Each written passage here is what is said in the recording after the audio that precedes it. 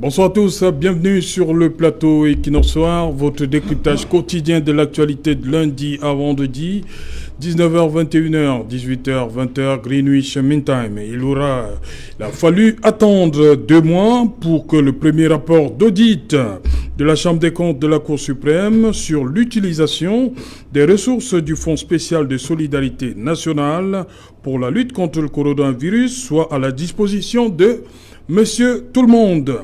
Après celui à qui il était adressé prioritairement, les Camerounais depuis quelques jours découvrent les fruits du travail de la haute institution compétente pour contrôler et statuer sur les comptes publics et ceux des entreprises parapubliques.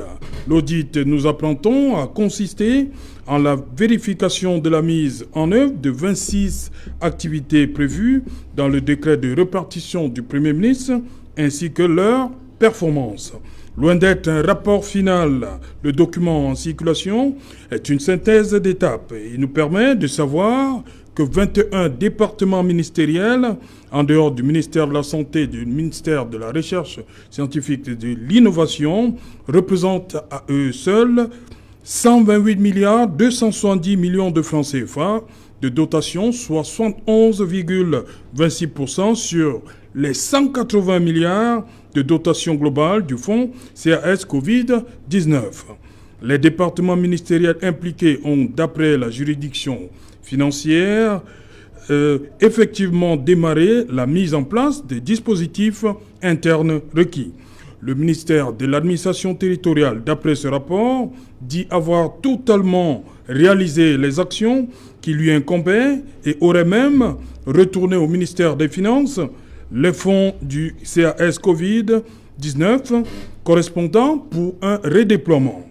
Dans cet exercice, le ministère de l'Éducation de base et le ministère des Pêches et des Industries animales n'ont pas répondu aux demandes de la Chambre des comptes.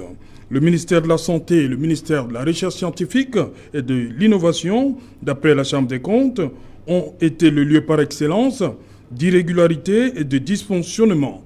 Madame, Monsieur, tout à l'heure à 20h, c'est la grande édition du vendredi qui vous sera présentée par Julien Berthe Bissaï. Quant à moi, je vous retrouve après pour Equinoxoir deuxième partie. Ce sera le temps du débrief.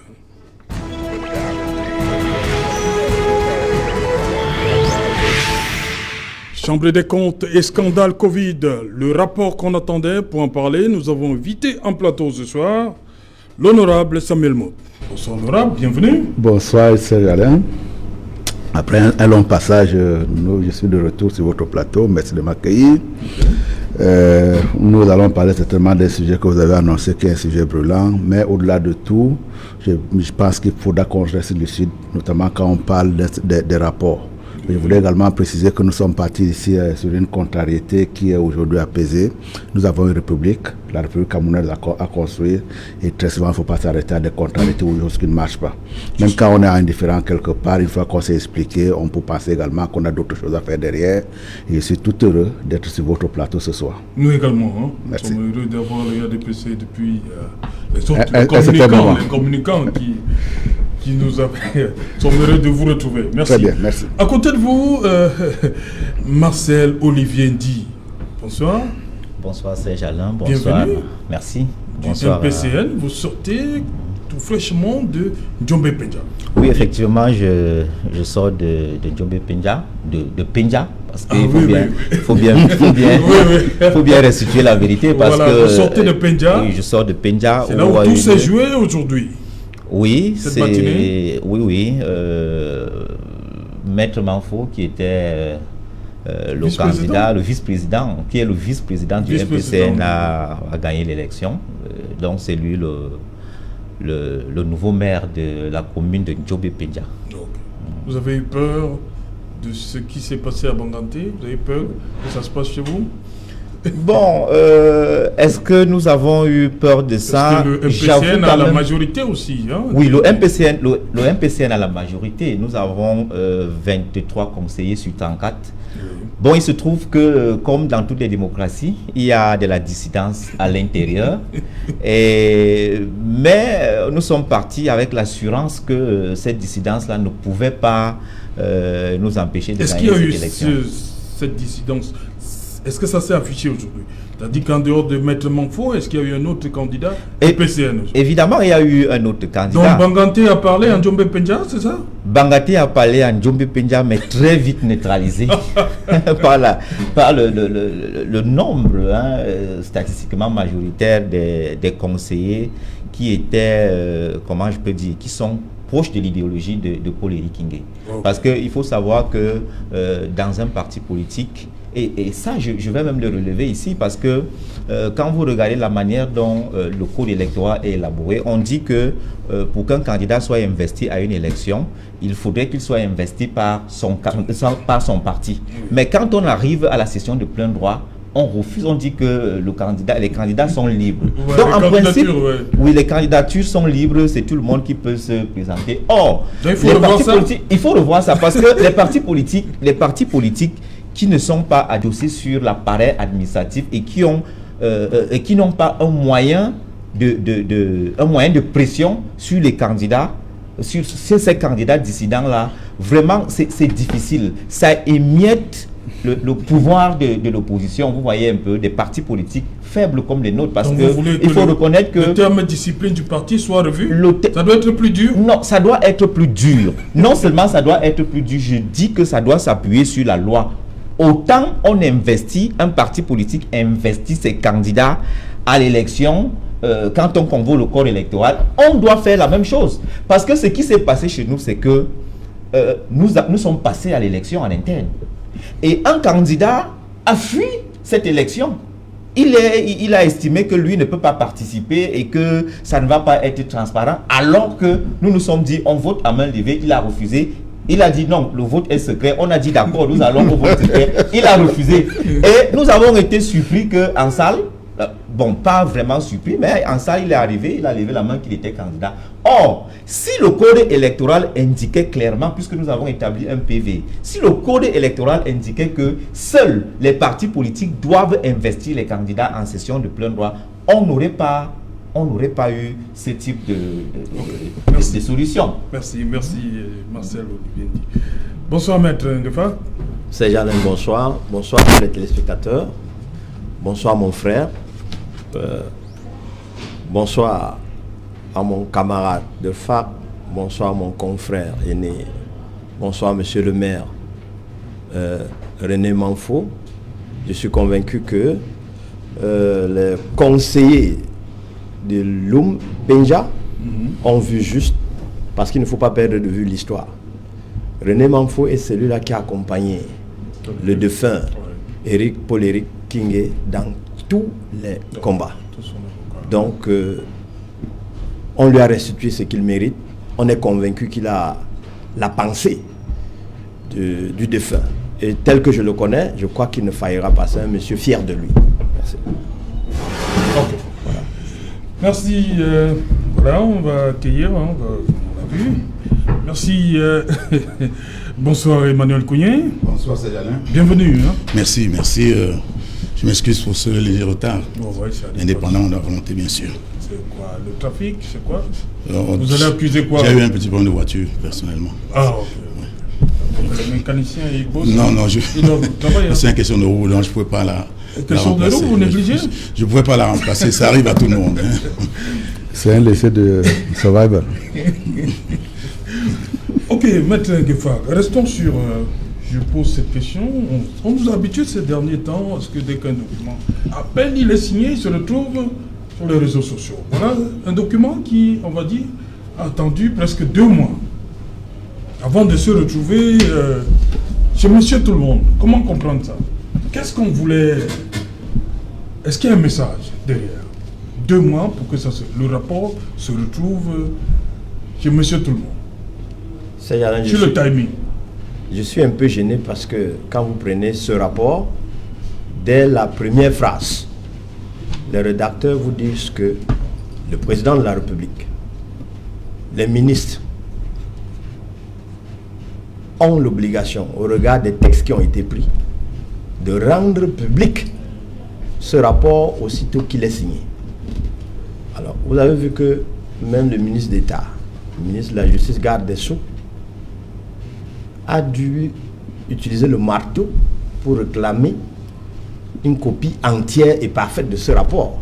Alors, qu'est-ce qu'on cachait alors que la loi, alors que les arrêtés, les circulaires exigent que dès sa signature, ce rapport est rendu public pour attester de la bonne gouvernance. Alors, si on a caché... que 60 jours, c'est énorme. 60 jours... On cachait quelque chose ouais, pour parler comme au quartier, on fuyait le MRC avec. Donc, mais bon, comme le MRC s'est fouillé, comme le MRC s'est fouillé, il a retrouvé, il est là. Tout le monde peut lire. Le MRC qui l'a mis dehors? Oui, c'est ce que j'ai appris lorsque j'empruntais le chemin pour arriver ici. On m'a dit que c'est les œuvres du MRC pour saboter la vie politique. Bon. Je suis heureux de savoir que le député Samuel Maud, qui est venu ici clamer haut et fort qu'on devait fermer cette chaîne, si on ne lui présentait pas les excuses, il soit assis, il va nous expliquer ce qu'il cachait. Merci. Non. Mais t'inquiète pas, je crois que... Merci. Restons dans le rapport. J'y suis. Oui, voilà. Honorable Maud, restons sur le timing d'abord. 2 mois, c'est énorme. Je vous ai dit, depuis un certain temps, à peine une signature à poser sur un document parfois marqué du sceau confidentiel, ça se retrouve déjà dans la... Là, c'est 2 mois. Qu'est-ce qui s'est passé selon vous? Déjà, je vous signale que si vous y voyez une signature quelque part, j'ai séché la signature, je ne l'ai pas vue. Comme pour dire effectivement, mais y compris dans votre introduction de tout à l'heure, vous avez trouvé un qualificatif à ce document qui prête à caution.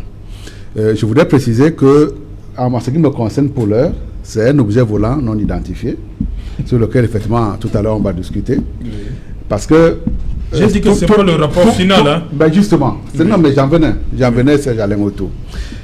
Parce que selon que c'est un rapport provisoire, un rapport d'étape, un rapport final, le regard qu'on sera amené d'y porter va être totalement différent. Mais je voudrais également, à la suite de cela, préciser aussi que il donne la paternité de la divulgation du rapport au MRC, très bien pour la République. Mais je voudrais également dire qu'il y a une autre paternité qu'il faudrait tout de suite enlever. Il est bien précisé dans ce rapport-là, si vous l'avez bien lu, que la Chambre des comptes est amenée à faire ce travail-là en raison de la compétence qui est la sienne, de faire des audits dans un certain nombre d'institutions de la République, y compris également les sociétés parapubliques et donc également aussi les ministères. Mais aussi, il est précisé que, de manière originelle, lorsqu'on a mis en place ce fonds-là, il était bel et bien précisé qu'il devait avoir des audits, en fonction également de ce que précisait l'ordonnance du président de la République 001 du 3 juin 2020, du décret également qui l'a accompagné, mais également de la note circulaire. Cette histoire également de rendre compte a été une préoccupation profonde de la représentation nationale, parce que lorsque nous avons reçu auditionner les ministres, notamment en commission de finances, nous leur avons posé ce problème de transparence là, et effectivement assurance nous avait été donnée de ce qu'il y aurait des audits. J'ai cru entendre qu'il y avait des gens qui se fondaient en commentaire en disant que grâce à un député que je n'aurais pas nommé ici, l'audit se fait finalement. Et donc pour revenir sur ce premier point, pourquoi s'il est divulgué? Normalement les choses de la République doivent être divulguées tout au moins quand censé par le couloir officiel qui lui a été donné, le couloir réglementaire. Mais je serai peut-être à poser un certain nombre de commentaires tout à l'heure, mais tout en étant réservé. Réservé pourquoi? Parce qu'un rapport d'étape doit être apprécié comme tel. On fait des rapports d'étape en audit pour quelle raison? Pour 2 raisons principalement. Une raison, j'allais dire, vertueuse, qui consiste à dire ça permet d'avoir déjà premièrement ce que nous appelons dans le jargon le contradictoire et être sûr que couvrir, donner les assurances nécessaires à l'auditeur pour pouvoir exprimer une opinion. Parce que très souvent, nous avons pensé dans le cadre des audits, nous avons pensé que nous avons vu une anomalie. Sur la base des recoupements que l'on fait en interrogeant également la personne qu'on a auditée, on peut être souvent amené à les réviser. Mais également, cette démarche-là permet d'avoir une position aussi vicieuse. Souvent, lorsque j'ai vu quelque chose et que je l'ai confronté à l'appréciation de la personne qui a été auditée, ça me permet de voir déjà si j'ai raison, si je peux fonder ma conclusion sur cette constatation qui a été faite, mais en même temps, je vois l'angle de la défense qui est la sienne. De manière vicieuse, donc je vais préparer un argumentaire de telle manière qu'il n'y ait pas d'échappatoire possible. Et dans tout ce que nous allons dire sur ce plateau, sur ce rapport aujourd'hui, il faut qu'on ne prenne pas de vue du fait que si c'est un rapport provisoire, il est à mesure d'être amélioré par la suite sur la base d'un certain nombre d'informations qui vont être données par les personnes qui ont été auditées et dont nous devons être réservés à la matière. Mais, bon, bien entendu, écoutez, ça n'a peut-être pas suivi la voie réglementaire pour sa publication, mais je peux vous assurer également, nous sommes des citoyens et nous avons une représentation nationale. Nous allons avoir ce rapport également, ça fera l'objet d'une étude particulière, tout au moins au niveau de l'Assemblée. Ça, c'est un engagement également, c'est même une obligation qui est faite par la loi sur le régime financier de l'État. Voilà, Marcel Olivier dit, l'honorable Mode dit que c'est un document non identifié, hein, oui, qui n'a pas suivi la voie réglementaire, donc il faut être mesuré. Hein. Oui, je le vois de la même... je pose le même regard dessus. Je suis souvent un peu gêné de voir la légèreté avec laquelle certaines personnes abordent des sujets aussi importants. Ce qui est le plus dérangeant, c'est qu'ils convoquent souvent les textes de la loi.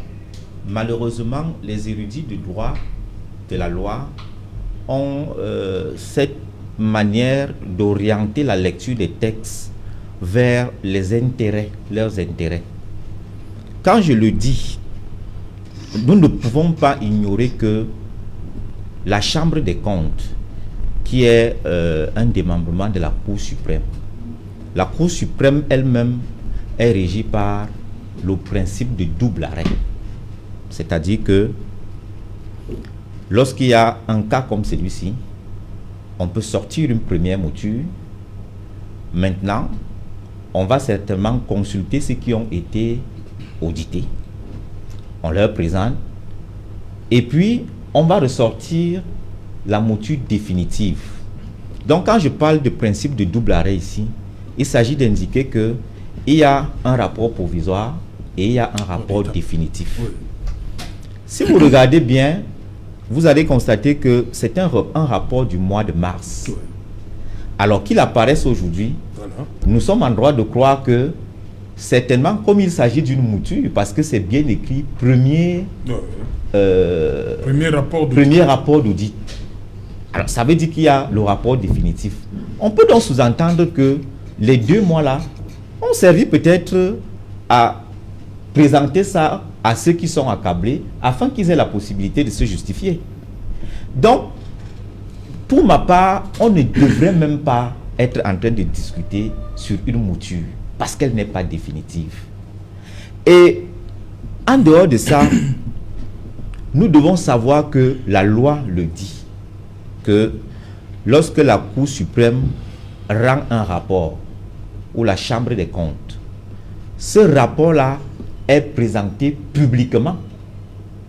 Or, celui qu'on tire des tiroirs sans qu'il y ait eu une communication officielle, nous sommes bien obligés de croire qu'en réalité, ce rapport-là n'a pas la crédibilité qui est souvent reconnue aux documents administratifs, aux différents arrêts ou bien des décisions. Donc, la lecture que moi, personnellement, je peux faire sur ce torchon, excusez-moi, parce qu'on est bien obligé de l'appeler ainsi.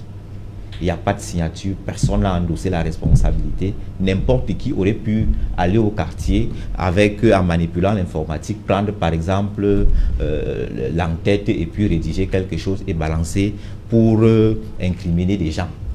Donc, la lecture que je fais ici, c'est que comme notre pays est dirigé par des réseaux mafieux de cooptation, de mentorat et de parrainage qui s'affrontent entre eux, on a donc l'impression que c'est peut-être un réseau qui a monté un document de nature à dépeindre des ministres en fonction. N'oublions pas que le chef de l'État a mis le remaniement ministériel en léthargie et qu'il y a forcément des gens qui espèrent être nommés. Maintenant, dans ces différents réseaux-là, ils peuvent ressortir un document comme celui-là pour discréditer ceux qui sont au pouvoir, ceux qui sont aux affaires, et peut-être positionner leurs gens. Parce qu'on ne peut pas nier qu'au Cameroun, il y a des camps, il y a des réseaux qui s'affrontent au sein même de l'appareil gouvernemental. Donc, pour ma part, je termine là-dessus, je classe ce document dans la chemise des ragots, en attendant que la Chambre des comptes nous présente, comme cela est de tradition, que la Chambre des comptes nous présente un document de manière officielle. Okay. Et qu'on sache que voilà ce à quoi nous devons nous attenir. Emmanuel Kounié, c'est votre sentiment? Non, pas du tout. Vous attendez vous aussi que la Chambre des comptes fasse une sortie, une présentation pour... Non, je voudrais qu'on se dise les vérités. Parce qu'un rapport d'étape consiste à faire la lumière sur ce qui est fait jusqu'à une certaine période. Et la Chambre des comptes fera certainement un rapport définitif. Oui. Mais on fait un rapport définitif à la fin d'une opération. On ne fait pas un rapport définitif au cours d'une opération. Parce qu'il y a un processus qui est enclenché. La riposte contre la Covid-19, il y a des financements. On va continuer à travailler. Oui. Donc ce rapport d'étape, et puis je voudrais prendre un exemple très simple pour battre en brèche tout ce qui a été dit par rapport à ce rapport. Vous avez vu par exemple le document de stratégie pour la croissance des emplois qui était le document de notre programme économique. En 2014, on a fait un rapport d'étape. Sur la base de ce rapport d'étape, on a décidé de mettre sur pied des programmes d'urgence. C'est un rapport d'étape. On ne devait pas attendre 2020 pour dire qu'il faut attendre que la période s'achève pour qu'on fasse un rapport. On a fait un rapport d'étape. Donc ici, c'est un rapport d'étape qui retrace ce qui a été fait jusqu'à date. Bon, maintenant, est-ce qu'il fallait conclure ça et mettre les signatures? Voilà, ils disent qu'il manque de signatures. Non, bon, les signatures... Est-ce que le document que vous avez... des déclarations... Oui, de toute façon, ce document a été commandé. Le SGPR, le ministre a donné des instructions... Enfin, donner des instructions. Lui, il voit un camp. Non, ils n'ont qu'à avoir 50 camps. Ça ne nous intéresse pas. Ça peut arriver par rapport Ça ne fait rien. Il y a eu quelqu'un, il y a eu le secrétaire général de la République qui a répercuté les instructions du président de la République au ministre de la Justice pour lui demander d'ouvrir des enquêtes pour ceux qui seront considérés comme ayant, n'est-ce pas, distrait les fonds publics. Ça veut dire que ce rapport est pris en compte. Si le président de la République demande qu'on ouvre une enquête judiciaire, sur une procédure judiciaire, sur la base de ce rapport, et qu'on vient ici nous dire que c'est un tract, c'est un torchon, c'est un machin, alors où est-ce qu'on est? Donc soyons sérieux. De toute façon, ce rapport, qu'il soit bon ou mauvais, qu'il soit signé ou pas, a été pris en compte par la plus haute autorité de l'État, puisque le secrétaire général président de la République a demandé au ministre de la Justice d'ouvrir une enquête. Et puis, le ministre de la Justice a demandé qu'on lui donne certains éléments. Donc, vous ne pouvez pas dire qu'il n'y a rien eu. Soyons sérieux. Donc, moi je crois qu'il faut prendre ça au sérieux. Et il a été dit que les fonds étaient distraits. Il y a des choses qui sont dites dedans, que vous ne pouvez pas nous dire que ça n'existe pas. On dit par exemple que madame le ministre de la recherche scientifique nous a dit qu'elle pouvait produire les chloroquines et quoi, les comprimés, oui. Qu'on avait des structures pour le faire. Et quand il a eu les 4 milliards de poussières, elle allait acheter les comprimés en Inde. Mais qui assume ce postulat? C'est ce qui est dit dans le rapport. Qui assume le rapport? Mais on dit que c'est la Chambre des comptes, cher monsieur. Et puis le SGPR reconnaît que ce rapport existe. Et il reconnaît avoir transmis ce rapport au ministre de la Justice. Vous n'allez pas dire que personne n'assume ce rapport. Vous n'allez pas faire des supputations à tout vent. Donc, nous ne pouvons pas aujourd'hui dire que ce rapport n'existe pas. Ou bien dire que ce rapport, c'est rien, c'est des ragots. Non. Il faut qu'on soit sérieux. Autrement dit, tout ce qui est en train d'être dit là, tout ce qui est en train de faire, toutes les correspondances que nous voyons du SGPR au ministre de la Justice, du SGPR au Premier ministre, tout ça, c'est des ragots. Non, soyons un peu consistant. Donc moi je pense qu'il faut qu'on rentre à l'intérieur de ce rapport pour voir ce qui se passe et ce qui est fait et qu'on ne dise pas qu'il n'y a rien du tout. Ça, je ne suis pas d'accord. Oui. Ok, d'abord, maintenant, oui. C'est Jalin, vous savez, ce qui tue ce pays, c'est le petit mensonge qu'on laisse passer parce que celui qui véhicule le mensonge est supposé être l'expert, est supposé être l'esprit.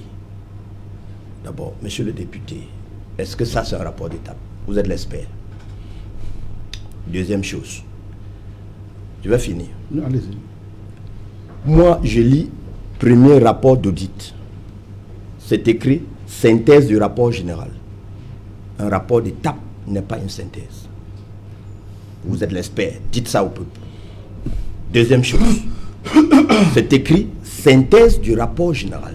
Ça veut dire que mars 2021. tous les rapports d'étape ont été établis. 1. Première constance. 2. Ce qu'on recherchait a été consigné dans un rapport qu'on appelle le rapport général. Maintenant, pour présenter cela au public, pour être conforme à ce qui est dit, c'est-à-dire pour être conforme tant à l'ordonnance, tant aux arrêtés et aux circulaires, il faut informer le peuple. La Chambre des comptes sort ce qu'on appelle la synthèse du rapport général. Donc le premier mensonge que vous devez évacuer de vos cerveaux, vous qui nous regardez, nous n'avons pas affaire à un rapport d'étape. Maître. Est-ce que vous pouvez me laisser finir? Oui, c'est tout, mais... Deuxième chose, le deuxième mensonge que vous devez évacuer de vos cerveaux pour qu'on soit dans le sujet, c'est qu'il ne s'agit pas d'un torchon, il s'agit de la synthèse d'un rapport général. Et quand on dit synthèse, ça veut dire résumé. Si c'était en anglais, on dirait de summarize. Hein? Il faut que ce soit clair. Un résumé n'est pas un rapport d'étape. Je le dis bien, un résumé n'est pas un rapport d'étape. Si c'est dit, c'est qu'on a clochardisé les esprits. Alors, revenons donc à l'affaire. Est-ce que je peux me moquer? Est-ce que je peux me moquer des dignes magistrats qui composent la Chambre des comptes? Qui suis-je? Qui de nous ici a réussi ce concours pour oser dire qu'il s'agit d'un torchon? Non. Ce qui manque à ce pays, c'est l'honnêteté, c'est la finesse, c'est la responsabilité pour respecter ceux qui sont à leur place. Je ne dirais jamais un député, c'est un fiefé. Non. Il a été élu. Même si ceux qui l'ont élu, ils l'ont élu tel qu'ils l'ont élu. Entre-temps, vous m'avez traité de menteur. Mais lorsque vous venez en expert, vous avez une synthèse, vous dites que c'est un rapport d'étape. Qu'est-ce que vous voulez qu'on retienne? Vous allez expliquer. Oui. C'est tout. Ok, allez-y donc, honorable. Très bien. Bon, premièrement, le raisonnement par l'exemple, à mon avis, il est biaisant. Et très souvent, le raisonnement par l'exemple également nous amène à trouver nous amène à des conclusions très souvent qui ne sont pas soutenables. Il parle du DSE, nous sommes en train de parler de rapport d'audit. C'est vraiment deux choses. C'est un exemple, cher monsieur. Non, mais c'est pour ça que je vous dis effectivement que le raisonnement par exemple, voilà. pour moi, il ne me sied pas beaucoup. Oui, on peut raisonner par analogie. Oh là là. Voilà, allez-y. Très bien. bien. Un rapport d'audit, on parlait de rapport d'audit. Je vous ai dit de manière vertueuse et de manière vicieuse, on émet un rapport provisoire, appelez-le comme vous voulez, qui permet d'avoir une consolidation des arguments des uns et des autres. Je pense qu'en tant qu'auditeur, j'ai fait des audits, j'ai contrôlé tel ou tel aspect de la chose, je suis arrivé à un certain nombre de constatations, je vais avoir une idée bien plus claire de ce que j'ai vu a été réellement vu et effectivement ça existe. De manière vertueuse. On confronte des idées par rapport à la personne qui a été... Parce que lui, au moins, il a été l'ouvrier pendant la période, il peut m'apporter des arguments contraires qui me permettent de modifier le jugement que j'avais dans tel ou tel domaine.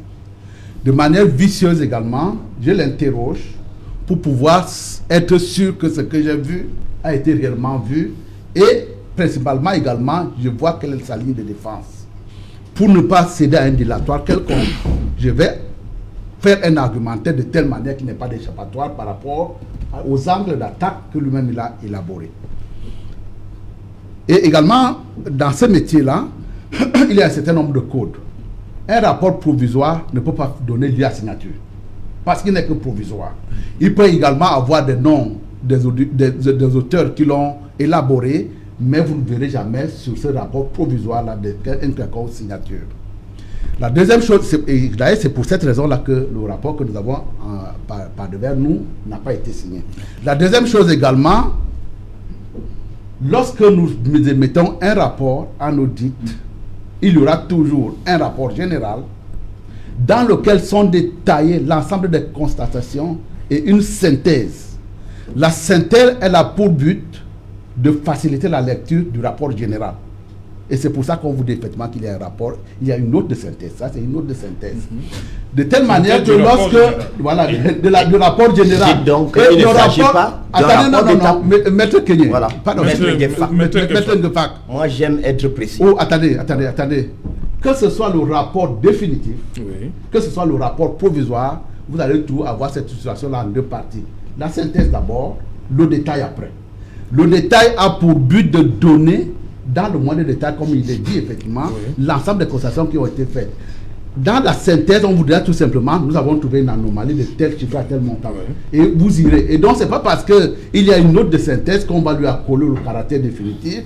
Vous allez avoir une note de synthèse aussi bien dans le rapport d'étape que dans le rapport définitif. Et donc, en ce qui me concerne, je pense que... Et d'ailleurs, quand vous voyez la littérature qui surgit à la suite de cette publication-là, vous avez déjà aujourd'hui qui sont en situation de défense. En disant, sur tel ou tel aspect, nous avons donné un certain nombre d'éléments qui a fait que tel grief qui avait été mentionné dans cette... Il y a des ministres qui sont déjà passés, a été effectivement qui sont en train de se justifier. Ah, voilà. Par rapport donc, si on est en train de se justifier par rapport à ça, c'est fini. Évidemment, ça conforte que c'est un rapport d'état provisoire. Et c'est pas intention, je crois qu'on peut rectifier ça. Oh, c'est pas moi qui ai oublié le non, personnellement, ce sont des hauts magistrats qui non, vraiment, je ne voudrais pas, je ne peux pas retirer mon mot. Non. Je dis que je ne peux pas retirer mon mot. Pourquoi? Première question. Qu'est-ce qui rend un document administratif authentique? Je pense qu'il y a quand même la signature, il y a quand même les cachets, il y a tout ce qui accompagne l'authenticité d'un... De manière générale, on ne signe pas un rapport provisoire. Oui, même si on... En audit. Oui, mais je suis d'accord. Même si on ne vous le sait pas. Mais tout au moins, le site dans lequel le document a été publié devrait être le site de la maison qui l'a produit. Or, nous avons spontanément... Le rapport provisoire ne peut pas faire également l'objet de communication parce qu'il n'est que provisoire. Il n'est que provisoire. Y compris également pour... Il ne devait même pas se retrouver. Non, on dit synthèse du rapport général. C'est bien écrit. Je dis que... Et l'honorable a dit les détails après. Ni un rapport provisoire, c'est une synthèse générale. Synthèse du rapport. Mais vous oubliez aussi de dire que... Vous oubliez aussi de dire que Honorable a indiqué que les gens sont en train de se justifier. Oui, bien sûr. Cela veut dire donc que... Il y a plein de ministres qui disent qu'ils n'ont pas reçu un seul copain.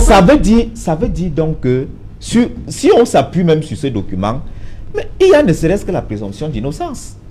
Bien sûr. On doit donc laisser ces gens qui sont accablés dans ce document se justifier.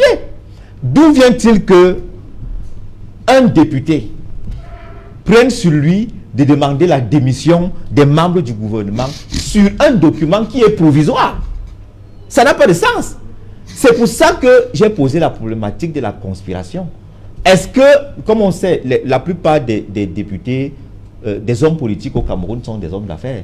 Qu'est-ce qui vous prouve que ce député n'est pas allé demander à avoir des marchés là-bas qui ne lui ont pas été donnés et qu'il a décidé de dépeindre ce ministre? On peut aussi voir ça sous cet angle. Parce que sur quelque chose qui est provisoire, qui n'a pas fait l'objet d'une communication publique ou d'une diffusion dans le site même de la Chambre des comptes, on a spontanément vu un document qui est apparu dans les réseaux sociaux comme ça, et puis boum, ça s'envole, les gens commencent, il faut demander la démission de tel, il faut demander la démission de tel autre, on peint le gouvernement en noir. Ça n'a pas de sens. Soyons quand même sérieux, soyons mesurés dans les actes que nous posons. Il s'agit de notre pays. Quelle image nous donnons au peuple camerounais en tirant, en exhumant des documents qui ne sont pas rendus publics officiellement et en les mettant dans les réseaux sociaux? Non, ça n'honore pas l'image du Cameroun. Et de surcroît, un député, lui qui habite dans le creuset de l'élaboration des textes de la loi, qui sait que le principe de la présomption d'innocence est un préalable en justice, en droit. Tout le monde a droit à la présomption d'innocence. Mais alors, s'il se retrouve à dire que sur la base de ce document, qui n'est même pas encore officiel, il faut que les gens démissionnent, est-ce que ce n'est pas un règlement de compte? Est-ce que ce n'est pas une volonté de nuire? Parce qu'on connaît le degré de nuisabilité de ces gens. Il n'est pas le seul, hein. Il y a quelqu'un d'autre qui a dit au moins 5 minutes, ils iront en prison.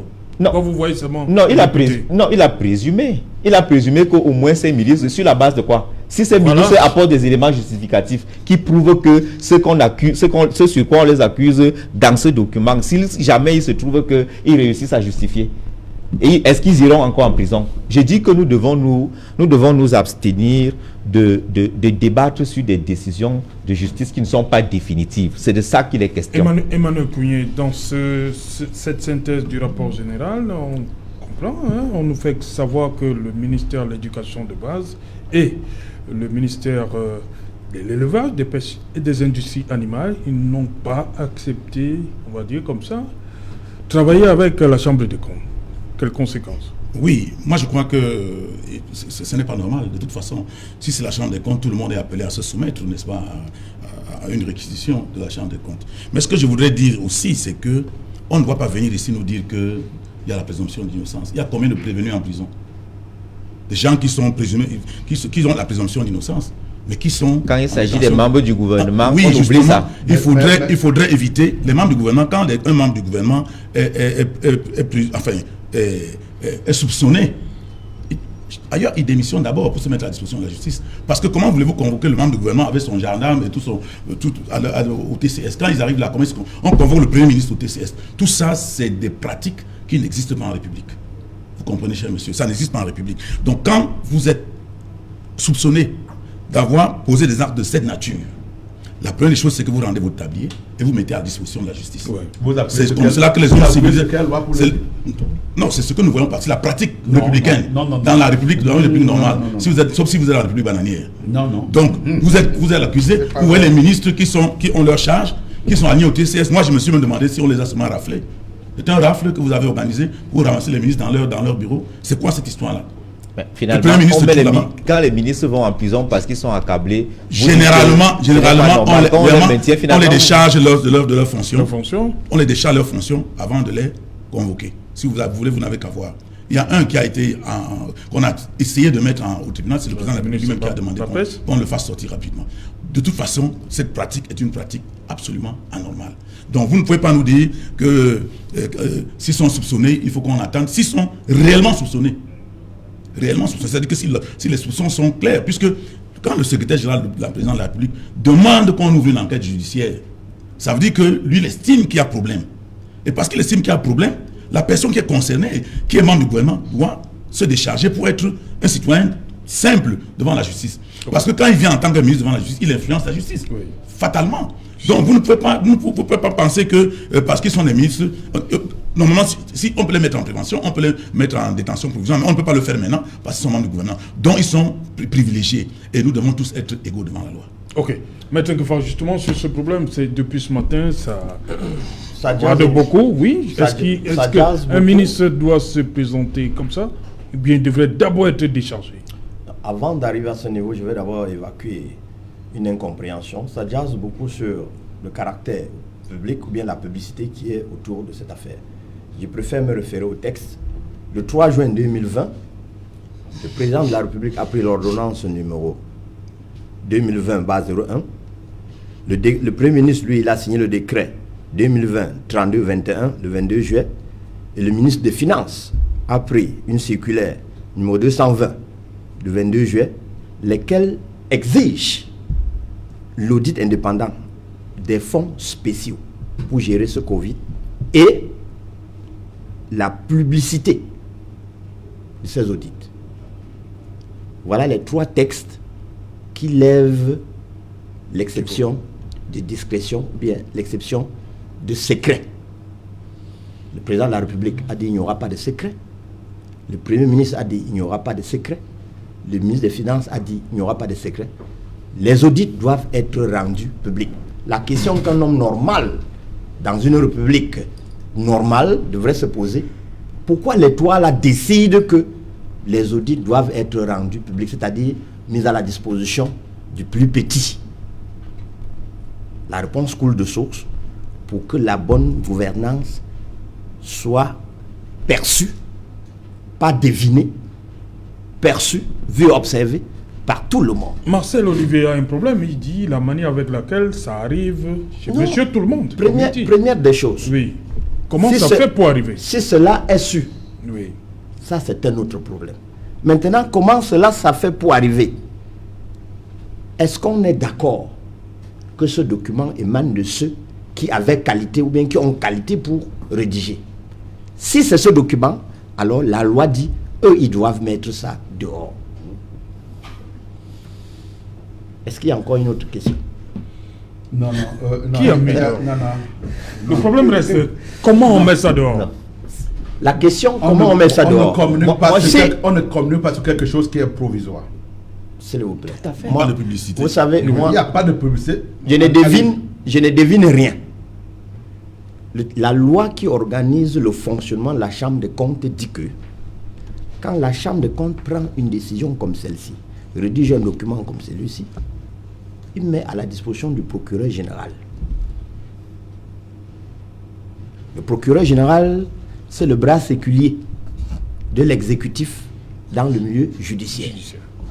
C'est lui qui transmet au ministre pour lui dire, j'ai reçu. Voici ce qu'on en fait. Mais la loi dit dans ce cas-ci, le secret qui entoure l'information judiciaire est levé.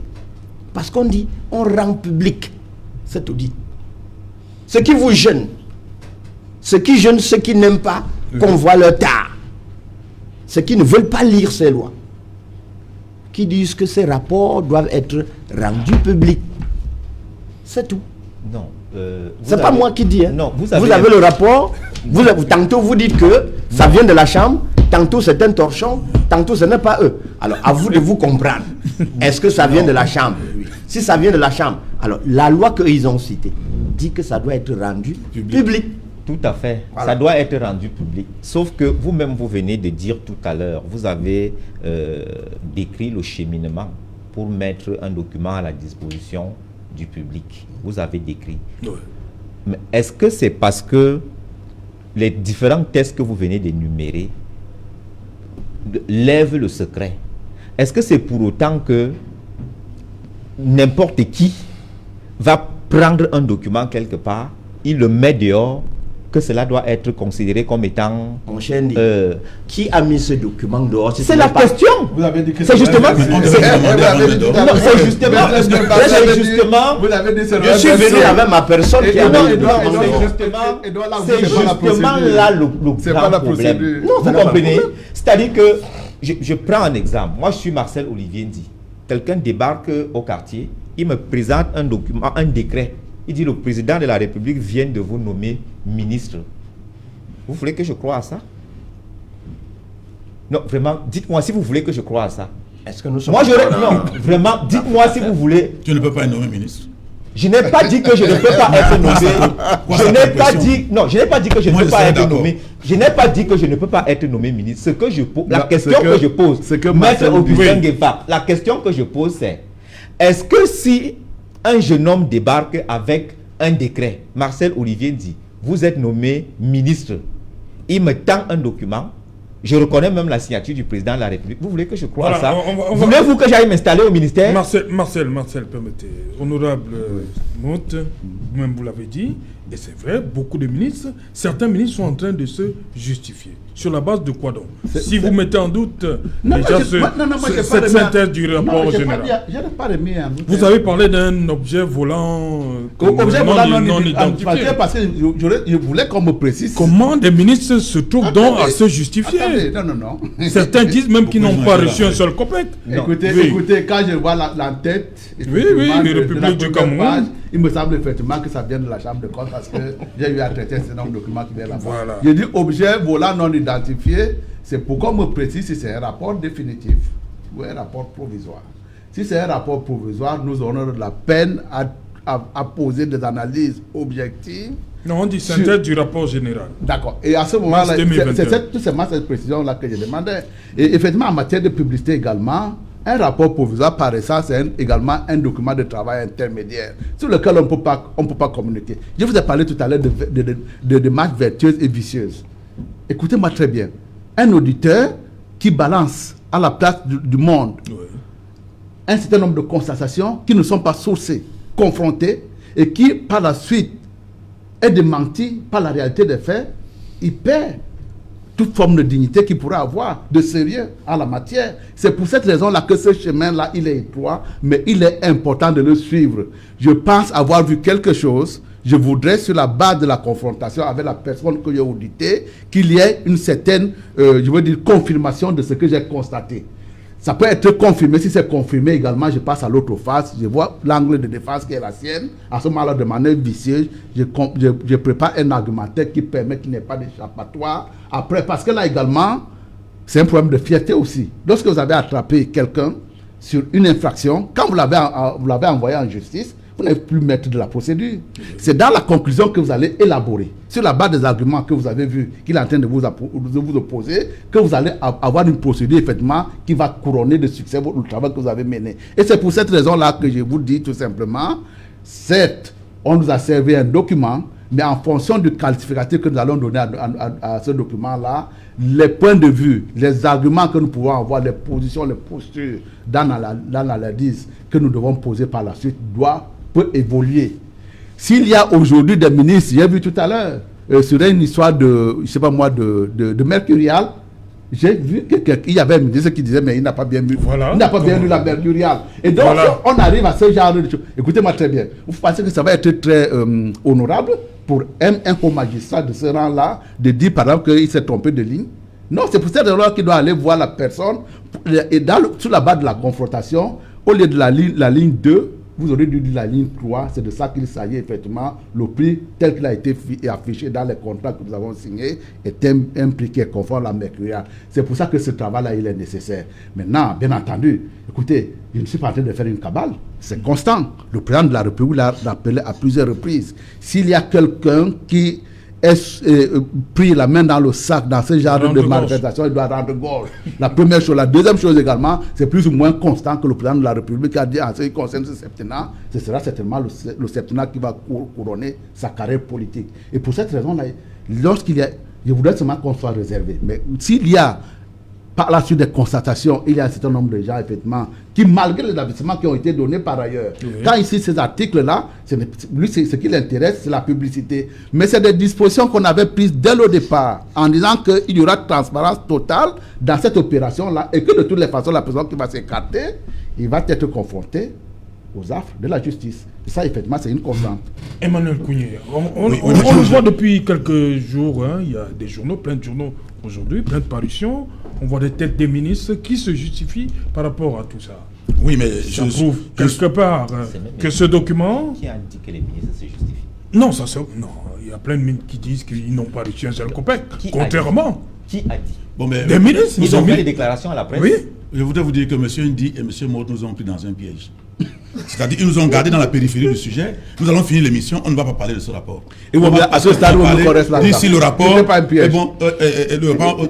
rapport est passé par quelle voie, etc. Il nous tourne en bourrique. Et je crois qu'il faut rapidement qu'on sorte de là.